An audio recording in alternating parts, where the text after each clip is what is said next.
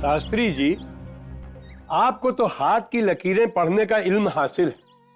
जरा हमारे मिर्जा साहब की हाथ की लकीरें देख करके बताइए कि ये आम आदमी की तरह कब से पेश आना शुरू करेंगे।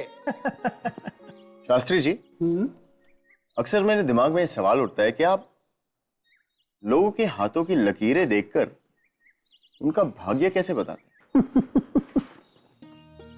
मिर्जा साहब, ये ज्ञान की बातें हैं, सालों लग जाते हैं। एक काम कीजिए, आप मुझे अपना हाथ दिखाइए, मैं आपको आपका भविष्य दिखाता हूँ। अरे नहीं नहीं, मेरी लकीरें क्या कहती है मैं जानता हूँ। ऐसा भी भला कहीं हो सकता है क्या? क्या आप हस्तरेखा के ज्ञानी हैं? शास्त्री जी, इनकी बात मत करिए। ये तो वहां भी उंगलियों के निशान पढ़कर सब कुछ बता सकते हैं जहां हम में से किसी को कुछ भी नहीं दिखाई देता। पर ऐसा कैसे हो सकता है?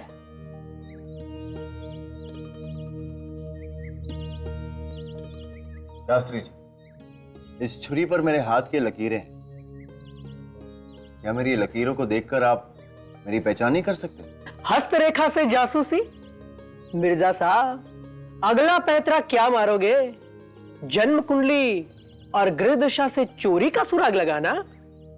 भाईजान, भाईजान चलना पड़ेगा, थोड़ा सा जल्दी। इमाम मियाँ, लाल कोठी की तरफ जा रहा हूँ। कत्ल का मसला है, थोड़ा वक्त लग जाएगा। लाश मेरा इंतजार कर रही।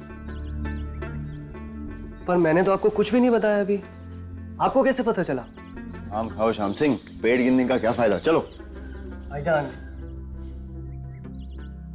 ठीक है, अपने कुर्ते को देखो, ठीक से बंद भी नहीं किया। इसका मतलब बाबा ने सीधे भेज दिया। कुर्ता पहनने का वक्त तक नहीं। अगर ये चोरी डकैती का मसला होता बाबा इतनी हड़बड़ी नहीं करते। और कोठे का बता, तुम्हारी मोजड़ियां बता रही है। तुम्हारी मोजड़ियों ने मोगरे के गजरे को किसी कीचड़ वाली जगह पर कुचला, और ऐसी गर्मी में सिर्फ लाल कोठे वालों के पास आंगन में पानी छिड़कने के लिए होता है। कीचड़ वही लगी, समझे? चले। खुदा हाफिज।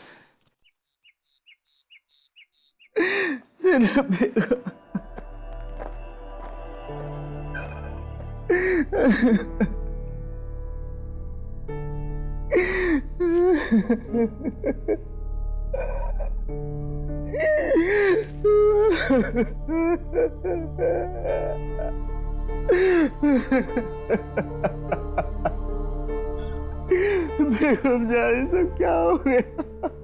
अब आप कुछ बोलेंगे भी? कहर कुछ इस तरह टूटा मुझ पर, बेगम की लाश देखकर बसाख्ता चीख। जनार्दन साहब, आप बहुत बड़े शायर हैं, मैं भी जानता हूं।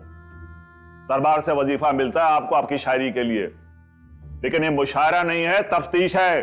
आपको सब कुछ तो मैं बता चुका हूं कोतवाल साहब। मैं जैसे ही अंदर आया, बेगम की जान जा चुकी थी। मैं फौरन भागकर बाहर गया, लोगों को इकट्ठा किया और आपको खबर कर दिया। क्या कहूं?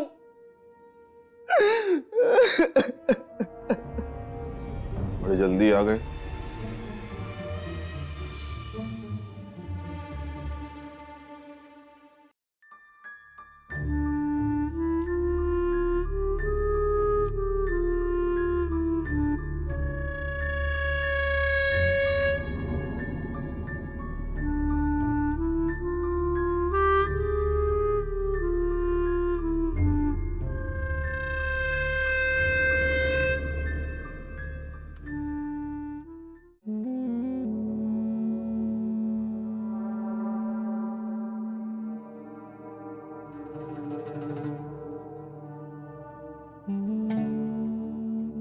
गला किसी बारीक डोरी से घोटा गया और कातिल यहां इस तरफ।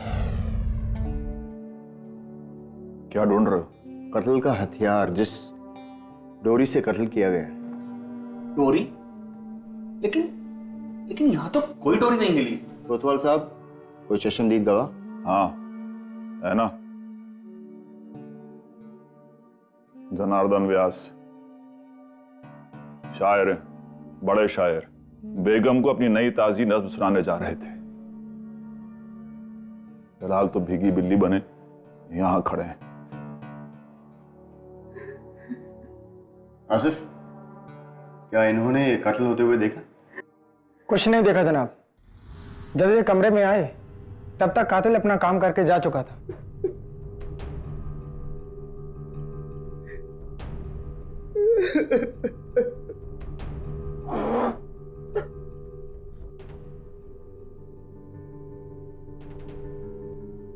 कोतवाल साहब, यहाँ एक नहीं बल्कि 2 कत्ल हुए। तो कत्ल? बेगम पेट से थी।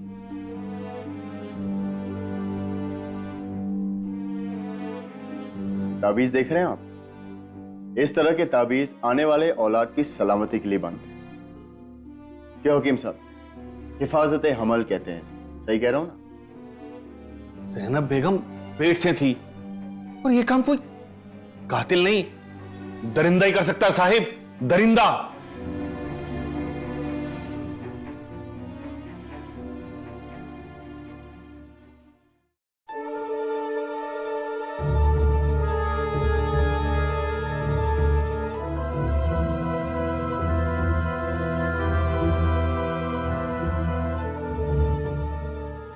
ज़ैनब बेगम का कत्ल उनके किसी खास ही ने किया। इतनी महंगी और बेहतरीन शराब किसी खास के साथ ही पी जाती। ज़ैनब बेगम अपने कातिल को अच्छी तरह पहचानती।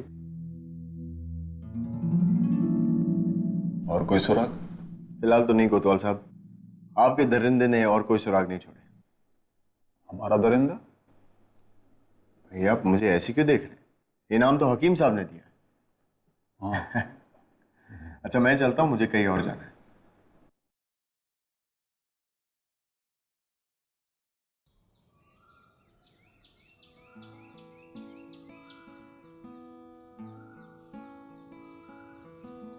ज़ैनब बेगम का कोई चाहने वाला ही उनकी जान ले गया। चाहने वाले ही जान लेते हैं। मगर सवाल यह है कि कोई ज़ैनब बेगम को क्यों मारेगा? लोग उन्हें लाल कोठे की कोयल कहते थे। उनके चाहने वालों से तो पूरी दिल्ली अटी पड़ी है। कोतवाल साहब को किसी पे शक है? उन्हें एक जनार्दन नाम के शायर पर शक है। शक के बिना पर कोई फैसले नहीं लिए जाने चाहिए, क्योंकि अक्सर जो नजर आता है वो सही नहीं होता। आपकी नजर से तो कोई गुनहगार नहीं बच सकता।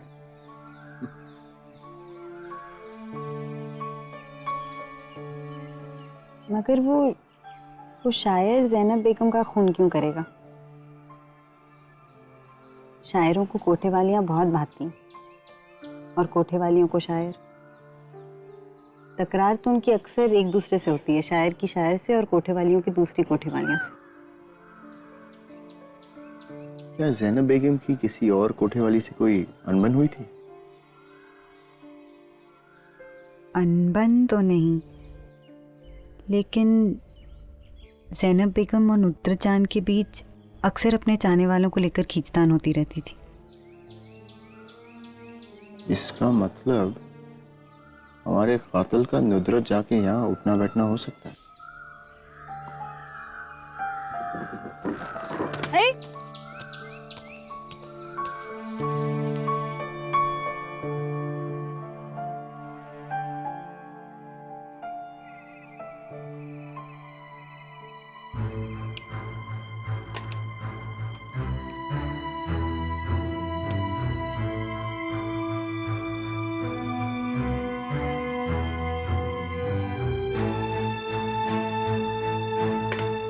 आ गए हुजूर, बहुत देर कर दी। हमें तो लगा आज जनाब के दीदार ही नहीं होंगे। हुजूर कुछ खफा खफा से लग रहे हैं। सब्र कीजिए जनाब, सब्र। आपको जो चाहिए वो जरूर मिल जाएगा, पर पहले हमें तो खुश कीजिए ना, है ना?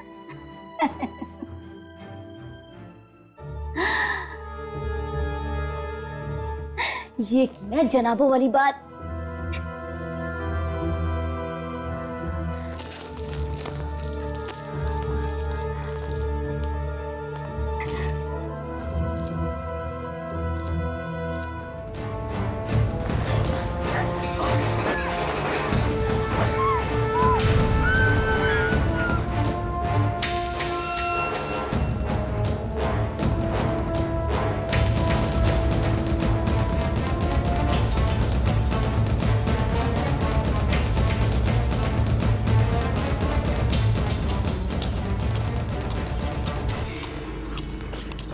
अरे नुसरत जान, एक नया शेर।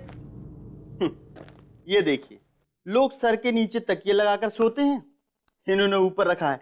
अरे मैंने कहा उठिए तो।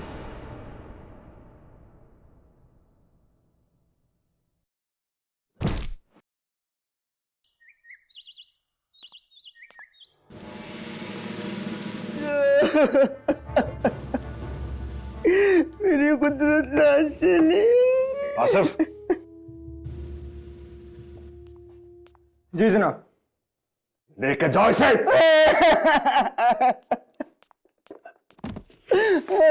चल उठ, चल ना। आज तो पकड़ू, मैं अकेले चले जाऊंगा।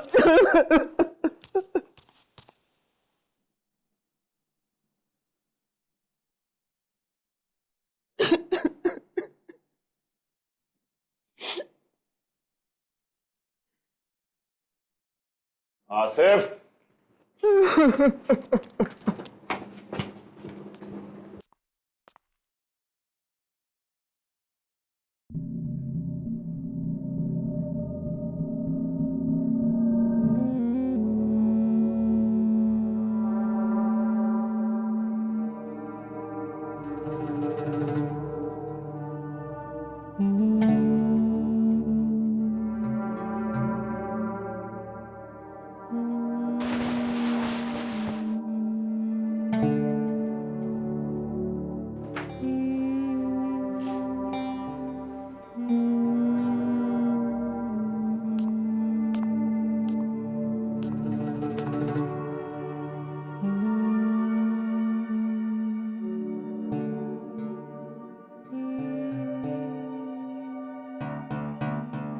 बाबा, कातिल जो कोई भी, उसे किसी चीज की तलाश थी। यहां पे कुछ चीजें अपनी जगह से खिसकाई गई। ये देखिए, ये कालीन थोड़ा मुड़ा हुआ है और वो अलमारी भी अपनी जगह से हटी है। वो देखिए, फर्श पर घिसने के निशान। कातिल जरूर कुछ ढूंढ रहा था, मगर क्या? इसका जवाब हमें ढूंढना होगा।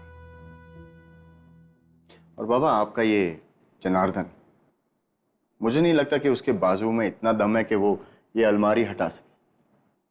उसे पकड़कर हम ठीक नहीं कर रहे।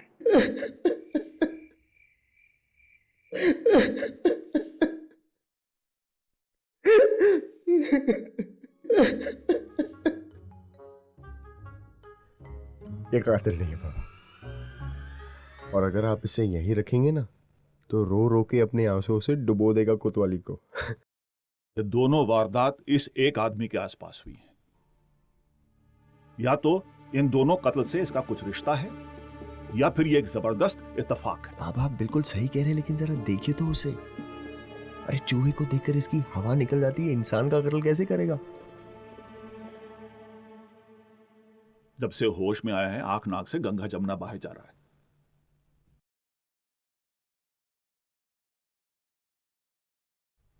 मैं बात करके देखूं?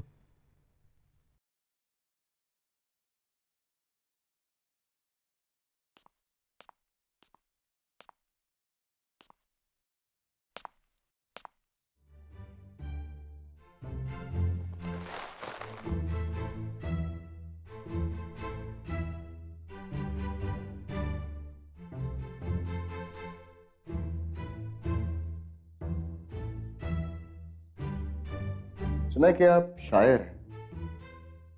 अब आप ही देखिए क्या हाल हो गया है शायर आजम का। फिर तो आप असदुल्ला बेग खां का नाम जानते ही होंगे।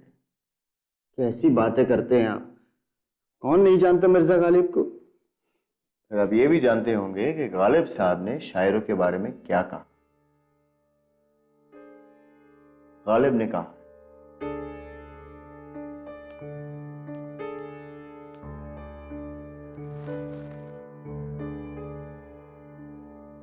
कोई भी इंसान शायर नहीं होता जिसने ना कभी शराब पी हो, ना कभी जुआ खेला, जिसकी खातिरदारी जूते चप्पलों से ना हुई हो, जो कैद खाने ना आया। अरे जनार्दन मियां, जरा सोचिए कितने बड़े शायर बन चुके हैं आप। यही तो बचा था और कैद खाने भी पहुंच गए। देखिए ऐसे ही मुंह लटका के रखेंगे तो शेर कौन कहेगा? हम आप भी हमें से कबूल करवाना चाहते कि ये कत्ल हमने किया है। अरे मिट्टी में डालिए ना कत्ल की बात। आप फनकार है, फनकार। और फनकार लोग इंसानी जान की कीमत समझते।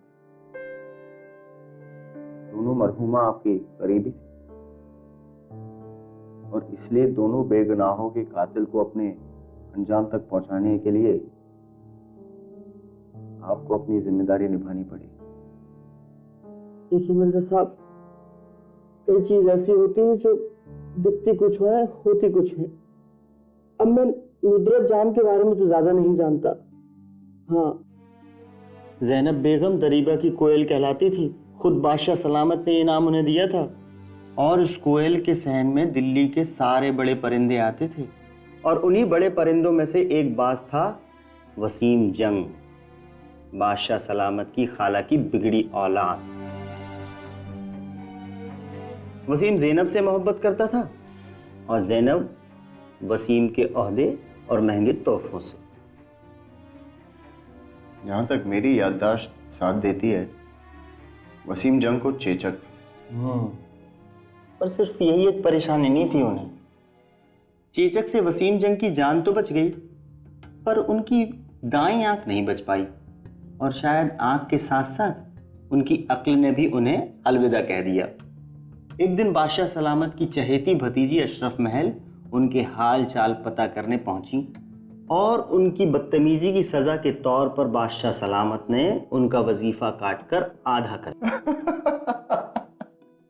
तो इस तरह वसीम जंग दिलवाले से हो गए दिवालिया। अब यहां से शुरू हुई दरीबा की कोयल और वसीम जंग की असली मोहब्बत। चमड़ी और दमड़ी दोनों से हाथ धोने के बाद वसीम मियां अब ज़ैनब को जी का जंजाल लगते थे। अब वसीम मियां की मोहब्बत ज़ैनब बेगम के पेशे में खलल डालने लगी थी, पर ज़ैनब बेगम ने तो वसीम मियां से कभी मोहब्बत की ही नहीं थी। वसीम मियां को यह सब समझ में आने लगा था। मोहब्बत में चोट खाए इंसान को हवा भी तमाचे जैसी लगती है। तो बस एक दिन वसीम का सब्र टूट गया।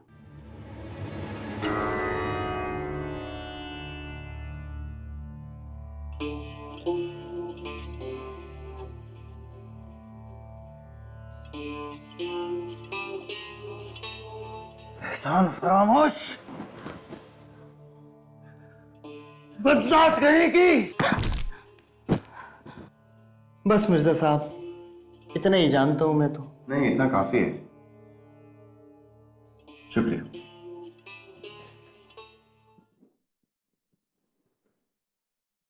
क्या हुआ, कुछ याद आया? अब बात तो छोटी सी है, पता नहीं आपके काम की है या नहीं है। बताओ।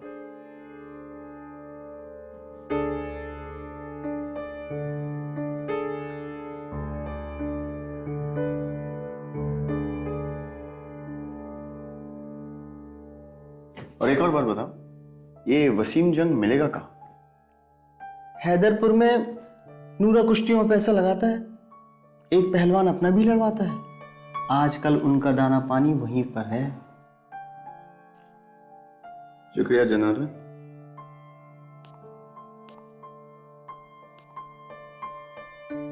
देखो, इनसे खौफ मत खाओ। इनकी आंखें खूंखार है लेकिन दिल के बड़े नेक है। मैं भी चलता हूँ, तुम्हारे घर जाने का बंदोबस्त कर दूंगा। घबराओ मत। शुक्रिया।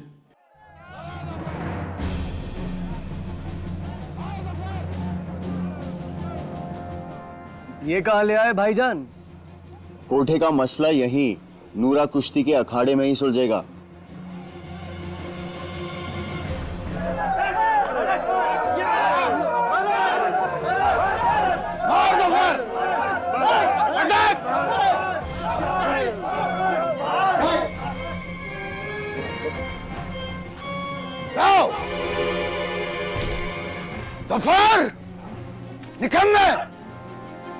भाई, पहलवान ने पूरी कोशिश की थी जीतने के लिए, लेकिन दूसरा पहलवान बाजी मार ले गया। वैसे इस पहलवान का नाम जफर इसकी बहादुरी पर है या बादशाह सलामत पर? अरे वसीम साहब, मैं इतनी दूर आया हूं आपसे मिलने और आप ऐसी बेरुखी दिखा रहे हैं। मुझसे? जी हाँ, आपसे। जैनब बेगम के बारे में बात करनी थी। कौन हो तुम लोग? भाइयों, देखिए हम लोग अबे हम चूजों से बात नहीं करते। जाओ जा।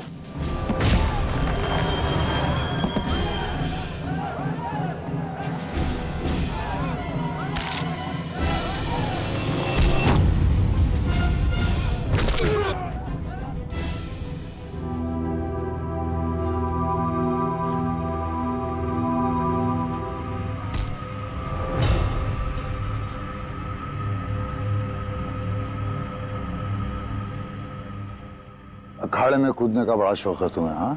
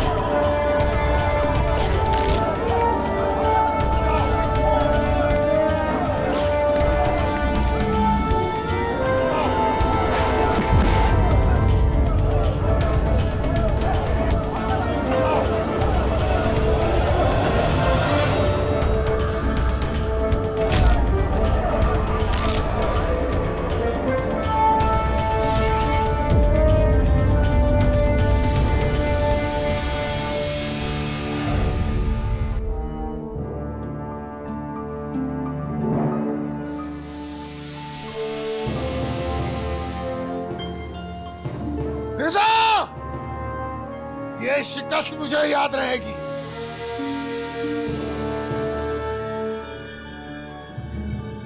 श्याम सिंह, इस पर नजर रखनी पड़ेगी। ये कहाँ जाता है, किससे मिलता है, मुझे सब खबर चाहिए। अभी मुझे किसी और से मिलना है, मैं चलता हूँ, तुम अपना ख्याल रखना। जी भाईजान।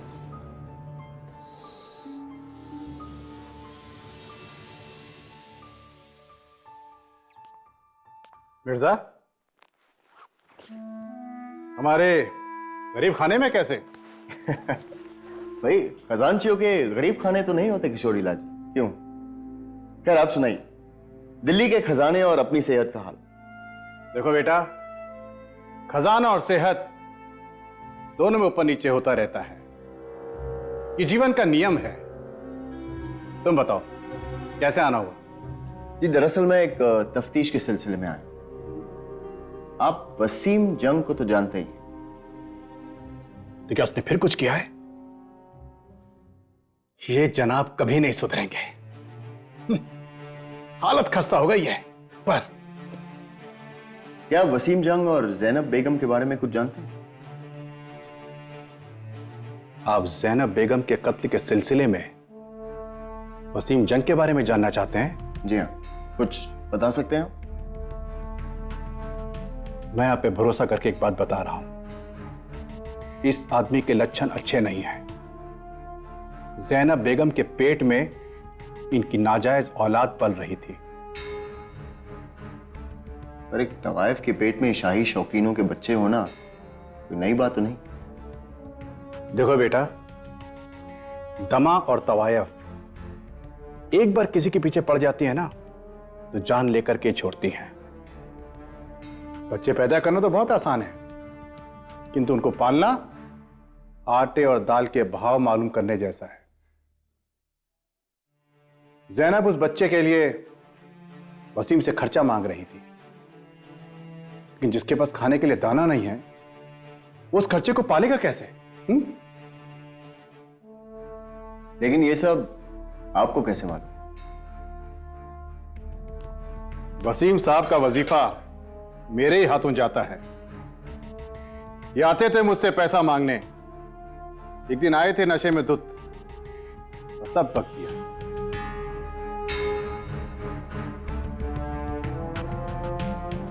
ये हर बार मुझ पर वजीफा बढ़ाने के लिए जोर देता था और मैं मना कर देता था। अरे भाई, अपनी जेब से तो नहीं दूंगा ना। अरे वो तो मेरी शराफत थी मिर्जा, जो मैंने बादशाह सलामत से उसकी शिकायत नहीं की, वरना उसका रहा सा दाना पानी भी उड़ जाता।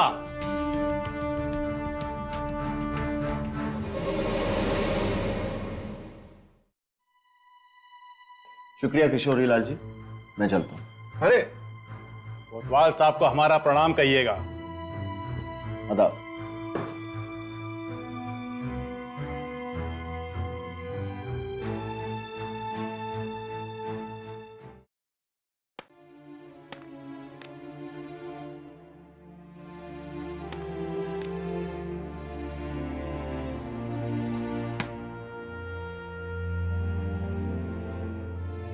हमने ये शतरंज आपके साथ खेलने के लिए मंगवाई थी, इसलिए नहीं कि आप हमें ही हमारी शतरंज ना खेलने दें। लीजिए। वसीम जैनब बेगम को तो मार सकता है, तो नुदरत जा को क्यों मारे? मैं सोचने की कोशिश कर रहा हूं और ये कोयल की कूकू से मेरा दिमाग खराब है। अब तो आपको कोयल की मीठी आवाज भी अच्छी नहीं लगती। मीठी वानी दगाबाज की निशानी। अरे बहुत शातिर है ये कोयल, अपने अंडे कौवों के घोंसले में क्या हुआ? जीनत, अरे कोयल ने अपना अंडा कहीं और छोड़ रखा था और इसी चक्कर में नुद्रजा की जान गई है। कहां जा रहे हैं? आप शतरंज जमा कर रखेगा, आज रात आपके साथ खेलूंगा। मिर्जा बेटे, मुझे बिल्कुल समझ में नहीं आ रहा है कि हम यहां दोबारा क्यों आए। बाबा, अगर किसी कमरे में हाथी खड़ा और किसी को नजर ना आए तो गौर से देखिए, वो कालीन जो मुड़ा हुआ था, ये अलमारी जो खिसकी हुई थी, लेकिन जिस चीज पर लाश पड़ी हुई, ये पलंग।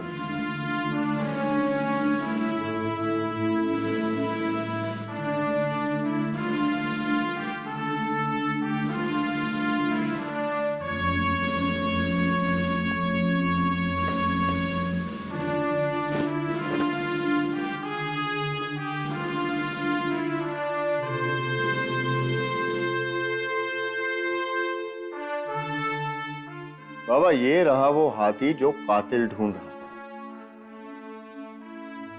और ये उसी तकिए से मिला जिससे नुद्रजा का कत्ल किया गया।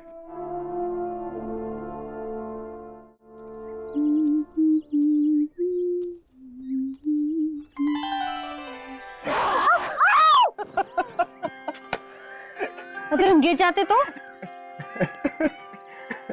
भाई, ना भी मेरी बाजुएं कमजोर है, ना ही मेरे इरादे। क्या हुआ, भरोसा नहीं है मुझ पर?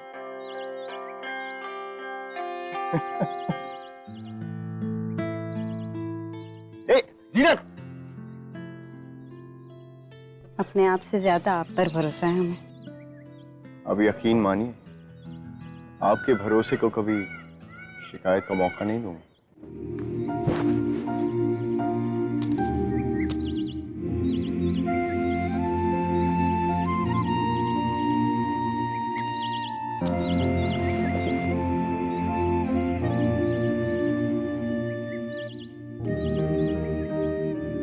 ये क्या है?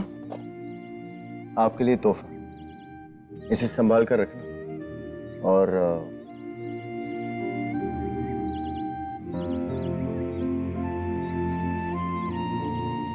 क्योंकि दरिंदा आप पर भी हमला कर सकता है, इसलिए आज रात श्याम सिंह यहीं रुकेगा आपकी हिफाजत के लिए। अभी मैं चलता हूँ, जिस अखाड़े में छोड़कर आया हूँ जरा जाके देखता हूँ क्या हालत है हमारे उस पहलवान की।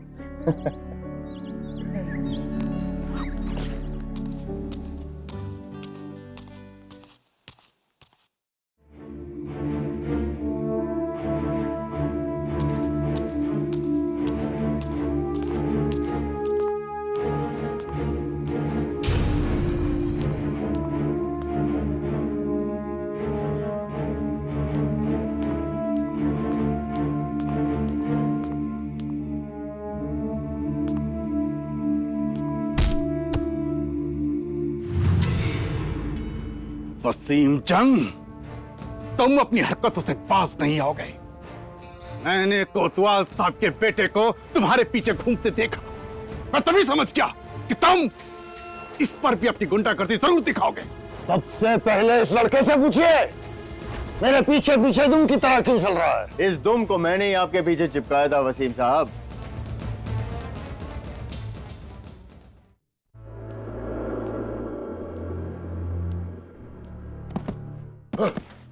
माफी चाहूंगा, लेकिन आप सीधे मुंह बात करने के लिए तैयार ही नहीं।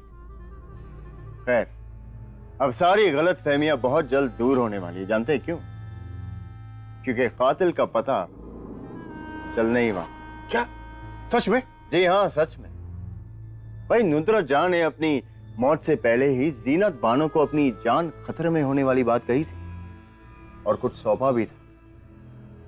इससे पहले कि कातिल को यह पता चल जाए, हमें कातिल तक पहुंचना होगा।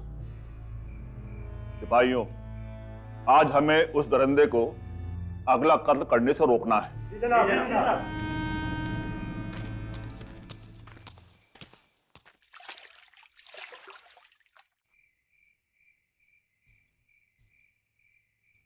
नींद आ रही है तो सो जाओ, हम अपनी हिफाजत खुद कर लेंगे। कोई बात नहीं आपा, हमारे लिए आपकी सलामती ज्यादा जरूरी है।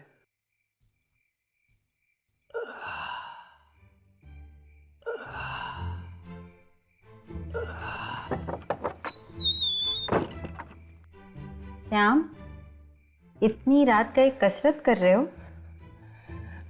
कसरत करने से रगों में खून तेजी से दौड़ने लगता है, जिससे नींद नहीं आती। ठीक है।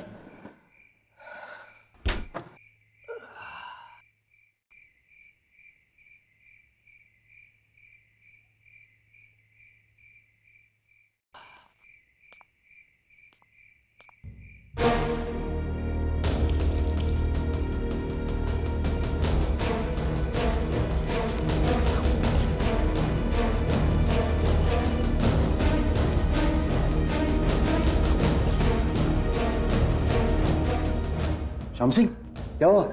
भाईजान, अभी भी किसी ने मेरे पर कंबल डालकर जोर से हमला किया है और मैंने जीनत आपा की चीखने की आवाज सुनी अभी।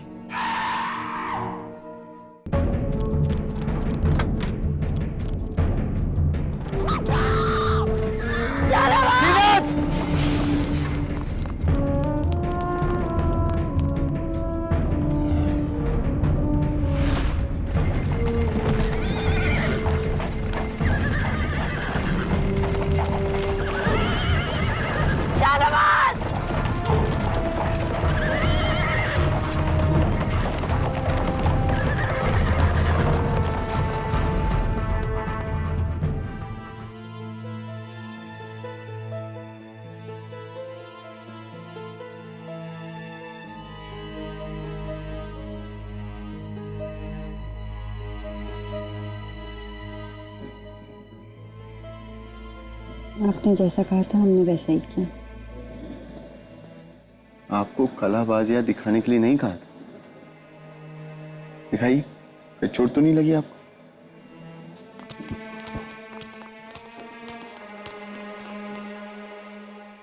कहाँ है दरिंदा? निकल गया, बचेगा नहीं।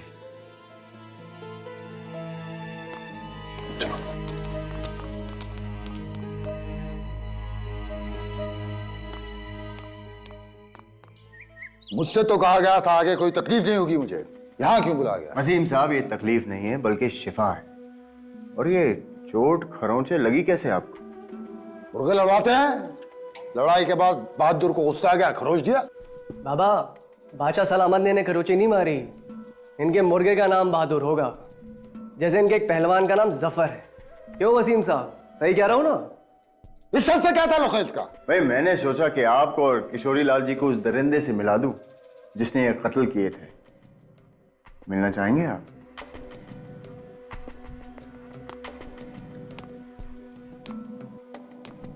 क्यों जनार्दन, डर लग रहा है? दरिंदे को देखना नहीं चाहते हो?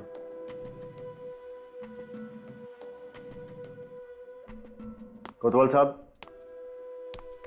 ये बात मुझे समझ में तब आई जब मैं नुदरत जाके कमरे की तलाशी लेने। जैसे कि आप जानते हैं कि किसी भी कत्ल का सबसे बड़ा सुराग होता है उस कत्ल में इस्तेमाल किया गया हथियार।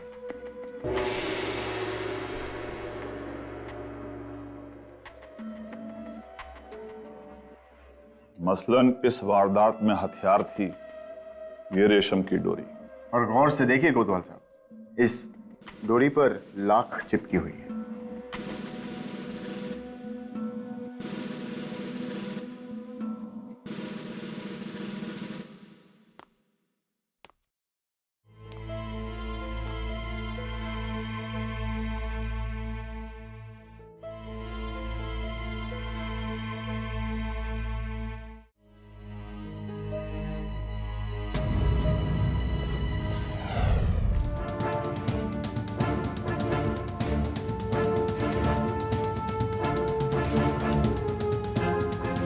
यही है वो दरिंदा जिसने 3 कत्ल किए।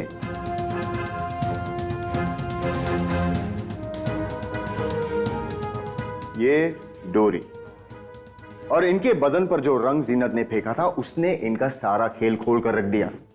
भाई ऐसी डोरी खजांचियों के अलावा और किसके पास मिलेगी?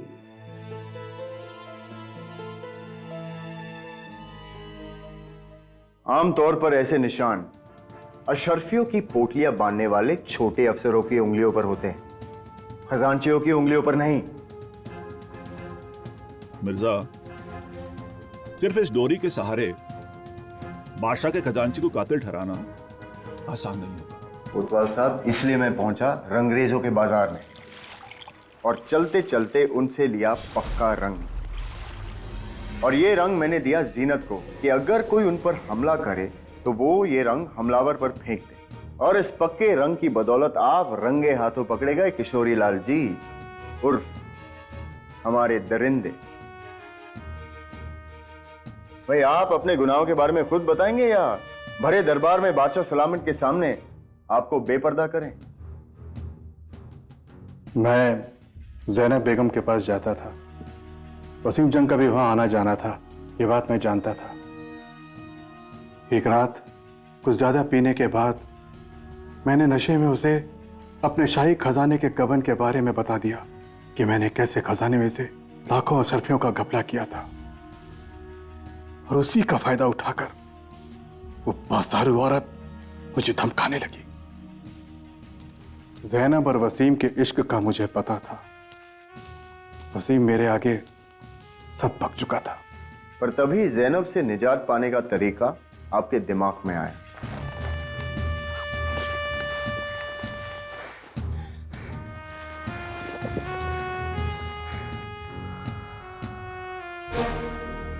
और ज़ैनब का कत्ल का सारा शक वसीम पर जाना बिल्कुल आसान था। बस एक भूल हो गई आपसे। कत्ल की रात सबसे बड़ा सुराग आपने जल्दबाजी में वहीं छोड़ दिया। उसके बाद नुदरत जान ने मुझे वहां से निकलते देखा।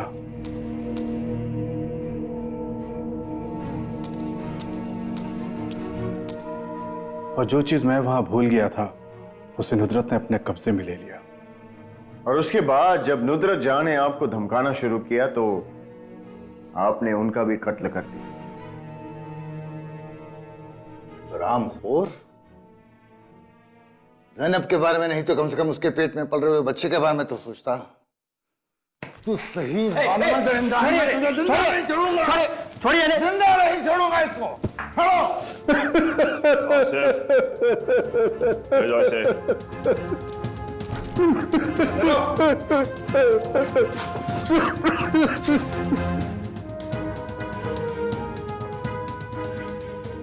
बाबा, मैं आपके लाडले को अखाड़ा लेकर जा रहा हूँ। भाई नूरा कुश्ती के अखाड़े में इतना वक्त बिताया, सोचता हूँ 2-4 पैंतरे मैं भी सीख लूं। अरे नहीं बाबा, अरे चलो श्याम सिंह। अरे मिर्जा बेटे, रास्ते में से बादाम खिला देना।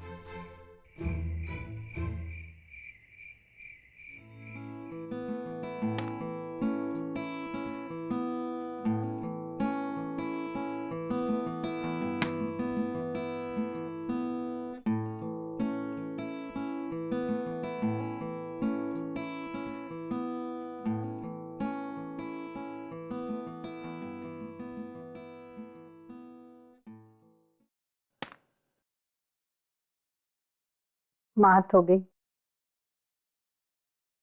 अरे हाँ, राजा तो गया। ध्यान कहाँ है आपका? पहले तो आपको कभी हारते हुए नहीं देखा। मैं कहाँ हारा हूं? क्या कह रहे हैं? ये बाजी तो आप हार गए। खेल हारा, बाजी तो नहीं।